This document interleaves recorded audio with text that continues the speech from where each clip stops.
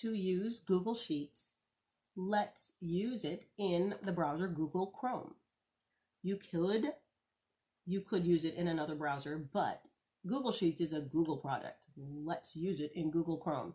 It does work better in its, I wouldn't call it native environment, but that is its environment.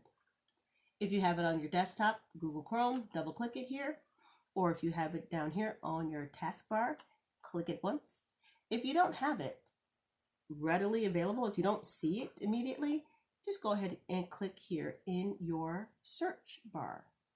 You might even see it, once you click in the search bar, you might even see it on the list of things that have been opened recently, but if you don't, just go ahead and type it in.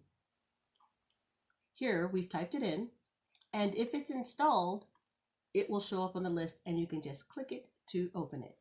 The fastest way to use Google Sheets is to click in the address bar and type in on your keyboard sheets.google.com.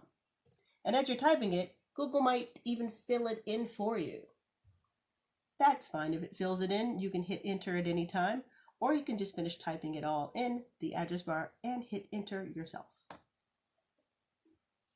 If you are not logged into your Gmail account, you will need to do so now.